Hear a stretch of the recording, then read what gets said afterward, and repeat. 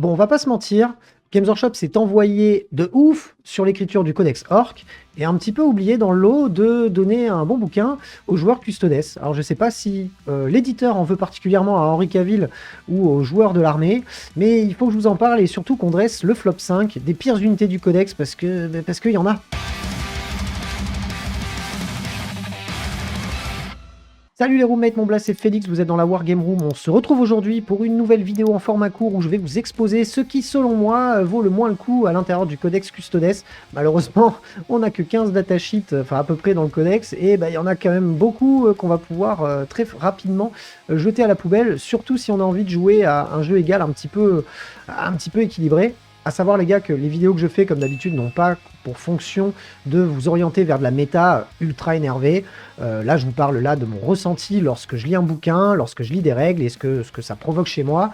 Et je vous donne mes conseils, en tout cas peut-être les choses à éviter et surtout si vous démarrez l'armée, ce qui pourrait vous frustrer pour vos prochaines parties. N'hésitez pas d'ailleurs à me dire ce que vous avez trouvé mauvais au sein de ce codex, parce que je sais qu'il y a quand même pas mal de choses.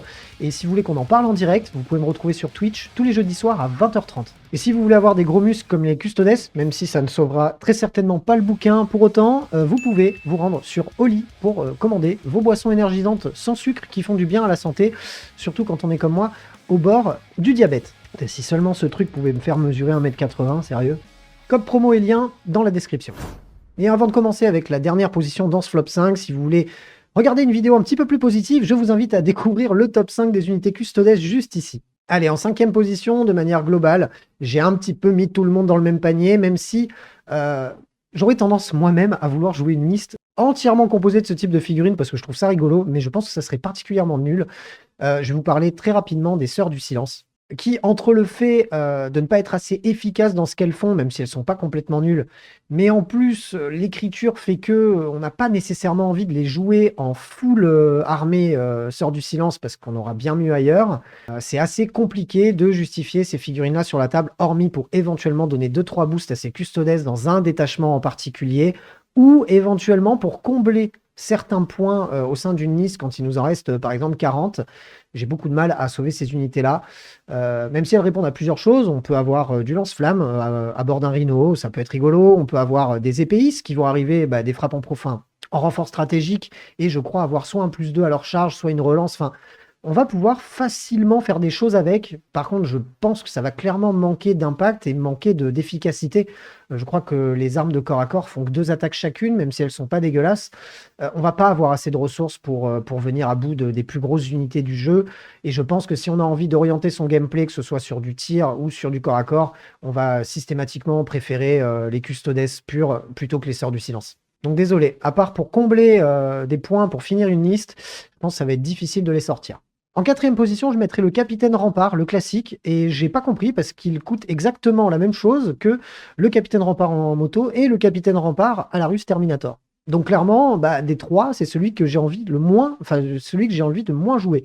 Et pourtant, Dieu sait que les motos sont mauvaises. La nouvelle figurine nous offre une lance combinée avec un fuseur, donc on pourrait éventuellement le sauver pour ça, parce que sinon, il va vous donner le stratagème gratos une fois par tour. Et une fois par bataille, il aura la capacité d'activer 2 katas en même temps, enfin 2 positions en même temps. Je trouve ça assez anecdotique. J'arrive pas à le justifier. En fait, il n'est pas complètement nul, mais en fait, pour 140 points, j'aurais toujours envie de jouer soit le Capitaine Rempart à la Russe, soit le Dawn Eagle, qu'on peut à la limite utiliser comme missile un petit peu indépendant pour aller un petit peu embêter l'adversaire. Je pense que c'est juste un raté en termes d'évaluation de coût en points.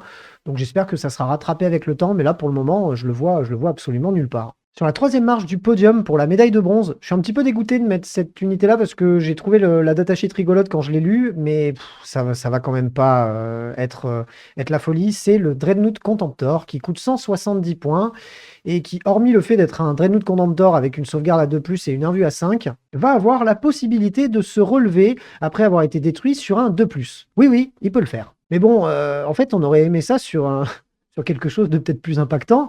Peut-être que Games Workshop aurait dû retoucher un petit peu ce qui se faisait chez Forge World, parce qu'apparemment ça n'a pas été le cas. Je suis un peu déçu. C'est un Dreadnought en plus que je trouve un peu moche. Il fait un peu Playmobil. Je suis pas sûr que 170 points, ça soit bien équilibré pour cette figurine-là. et du coup, je suis pas sûr qu'on en verra. Alors maintenant, est-ce qu'un petit malin se dirait: «Eh mais si j'en joue 3 et les 3 se relèvent, ça peut être chiant pour la ouais, bah, s'il se relève à la phase de tir, on le charge au corps à corps et on le termine. Ouais, j'ai du mal à imaginer ce Dreadnought dans une liste Custodes, qui tient la route, même si j'aime bien la règle et que c'est un des seuls, je pense peut-être même le seul Dreadnought dans le jeu qui se relève. Je trouve ça assez rigolo. Mais bon, est-ce que cette capacité-là va sauver, l'entrée du codex? Bah, je suis pas sûr. C'est dommage parce qu'on manque cruellement de tirs et de tirs anti-char au sein de l'armée. Et 170 points pour 2 tirs de fuseur qui a une moins bonne portée qu'avant, je suis vraiment pas convaincu. Et sur la deuxième marche du podium, ça me brise un petit peu le cœur parce qu'il vient quand même de mon ancienne ville. C'est Trajan Valoris. Trajan Valoris, bah, il coûte 150 points. Et pour 150 points, bah, il est à peine mieux qu'un capitaine rempart. C'est-à-dire qu'effectivement, le mec tartine incroyablement au corps à corps. Et en plus, a un bonus une fois par partie qui va faire qu'il va tartiner encore plus. Mais bon, il a perdu le fait de donner le combattre en premier qui était auto-inclus d'avant. Et donc, du coup, pour 150 points, je suis pas sûr qu'on aura trop envie de le sortir, à moins qu'on soit un amoureux du Codex Custodes et qu'on ait absolument envie de jouer un personnage nommé. Le fait de ne pas pouvoir déprécier la capacité de combat ou la capacité de tir de l'unité dans laquelle il est attaché, bah, je trouve ça pas ouf parce que quoi qu'il arrive, le Custodes est toujours sur du 2+, donc au pire des cas, sur du 3+, si on lui met -1. J'aurais préféré un autre bonus. En fait, il est difficilement justifiable, il n'est pas nul en soi, mais je pense qu'on aura toujours mieux à faire comme choix. Donc désolé Trajan, mais on repassera, hein. Il va falloir que tu coûtes moins cher, je ne sais pas, ou qu'on fasse quelque chose, mais je suis vraiment pas sûr qu'on te reverra dans des grosses listes. Euh, donc ce que je vous conseille à la limite de faire si vous avez la figurine, parce qu'elle est magnifique, bah, c'est de la jouer en capitaine rempart. Il n'est pas terrible, mais il est quand même peut-être un petit peu mieux que Trajan Valoris. Bon après, il faut pas non plus tout lui enlever. Il va tartiner salement au corps à corps. Et sur une map assez chargée en termes de décor, va falloir s'accrocher pour aller l'attraper, le déloger et le défoncer. Et je termine par une unité boudée par Games Workshop depuis maintenant un petit moment. Est-ce que cette figurine, enfin ces figurines ont traumatisé les joueurs suffisamment longtemps pour que Games Workshop les déteste à ce point?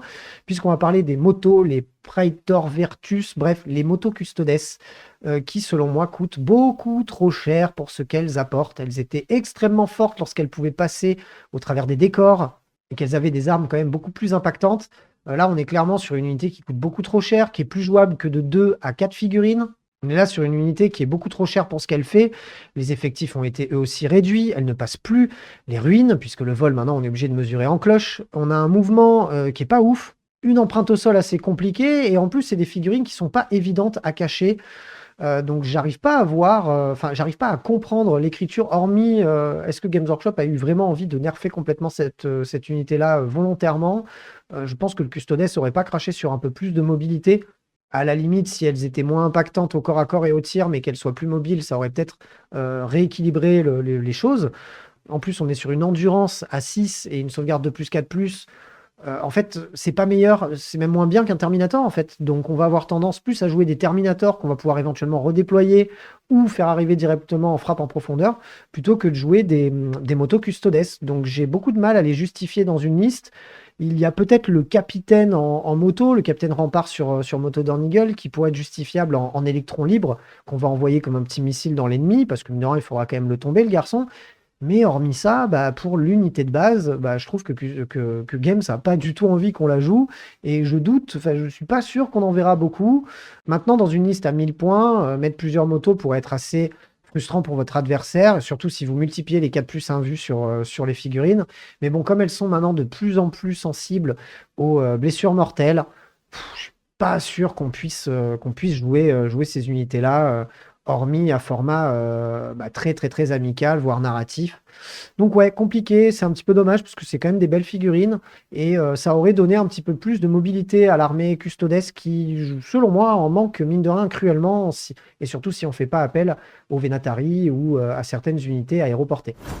Allez, pour résumer ce flop 5, dans le même panier, on va mettre toutes les figurines Psychana et Sœurs du Silence parce que j'ai beaucoup de mal à les justifier. Si c'était un codex indépendant avec des règles spéciales, peut-être qu'on pourrait trouver quelque chose à faire. Là, c'est assez compliqué. Suivi du Capitaine Rempart, qui est moins bien que le Capitaine Rempart en Alarus Terminator, hein, et qui coûte le même prix en termes de points. Donc je trouve ça dommage de ne pas utiliser le Termi, ou même celui sur moto, plutôt que celui-là.